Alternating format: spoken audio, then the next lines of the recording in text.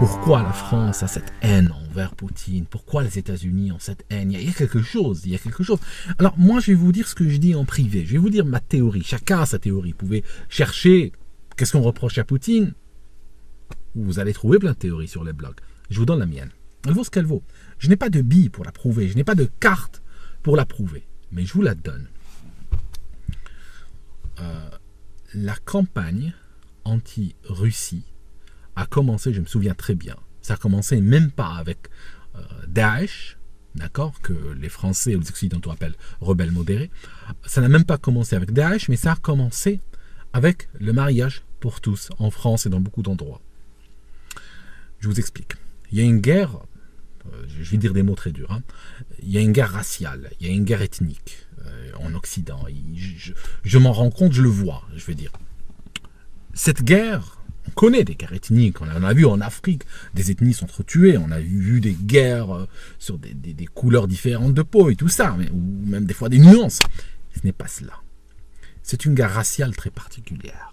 C'est une guerre raciale, mais si je dois la décrire en termes médicaux, ça ressemblerait à une maladie auto-immune. Ça signifie, c'est comme si le corps s'attaque lui-même.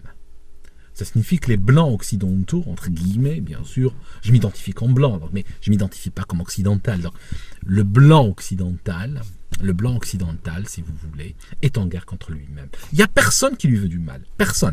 Ni les noirs, ni les jaunes, ni les rouges, ni personne.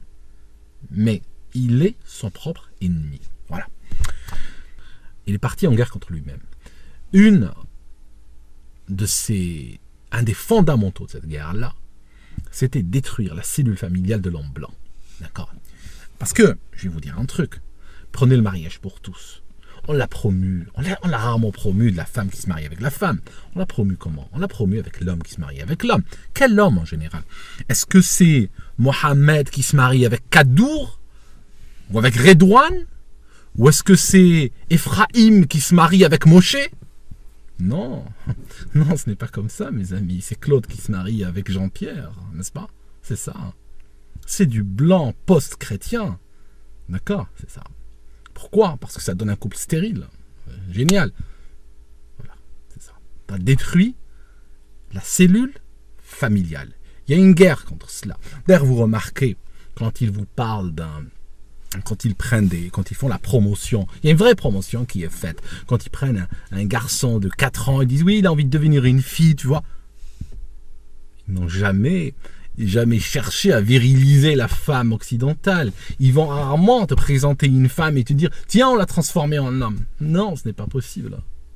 C'est pas possible. C'est toujours, systématiquement, un homme blanc post-chrétien qui est transformé qui est féminisé. Féminisé, comme ça, il ne se reproduit pas. Et comme ça, vous savez que le principe féminin, on a besoin du principe féminin, et j'ai un respect infini pour le principe féminin, on a besoin du principe masculin, et c'est l'équilibre des deux dont il y a besoin d'une société. Mais quand une société se féminise, c'est une société qui perd sa virilité, qui perd, par exemple, la virilité d'aller frapper les terroristes jusque dans les chiottes, les buter. D'accord? La femme dit « Oh, pourquoi tu as fait ça ?» Mais bon, le mec, il dit « Ferme-la, d'accord? Je sais ce que je fais. » Voilà. Il y a besoin de ça, il y a besoin de ces deux principes dans une société. Poutine a compris cela. Lui a interdit, n'est pas parti à la chasse aux homosexuels en Russie ou autre, mais il a interdit que les gens qui sont on va dire qu'ils sont à la pointe de cette guerre raciale entre blancs et qui utilisent entre autres la théorie du genre qui a été testée en transformant deux frères jumeaux, l'un a été transformé en femme, l'autre pas transformé, je veux dire c'est des chimères, tu ne peux pas transformer, tu ne peux pas changer de sexe. Et ils les ont fait coucher ensemble, ils ont fini les deux suicidés, une vraie saloperie sur fond d'inceste et tout. C'est de là que vient la théorie du genre. Et on vous l'applique à vous. Et on ne l'applique pas à Mohamed et Redouane. D'accord?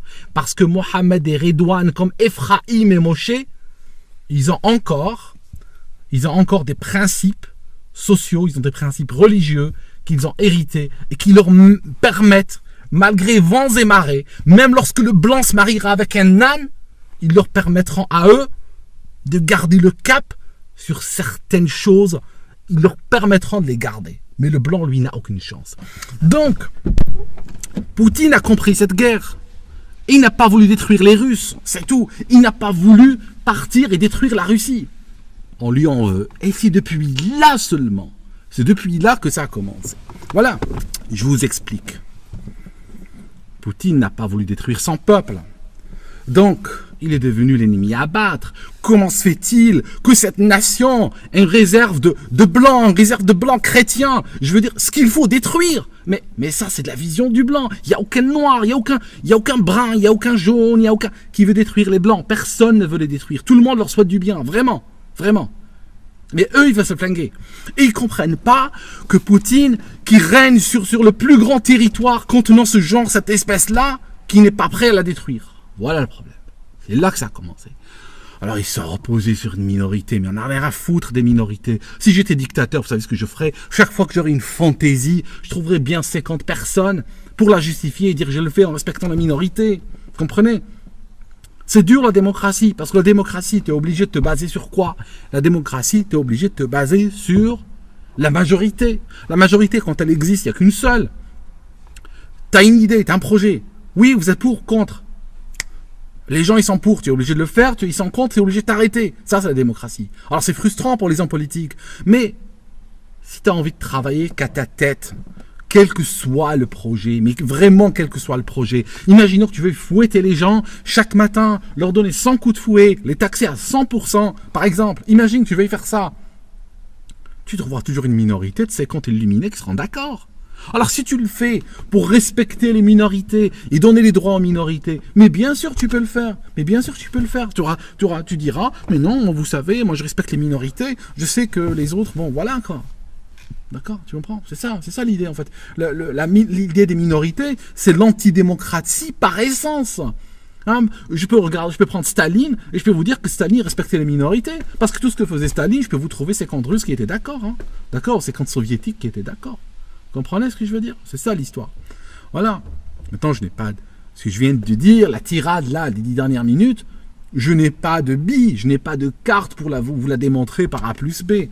Maintenant, bon, voilà, quoi. C'est ce que je pense. D'accord? C'est ce que je pense. N'empêche que je pense que j'ai raison sur ce coup-là. Voilà. Jusqu'à preuve du contraire. D'accord? C'est...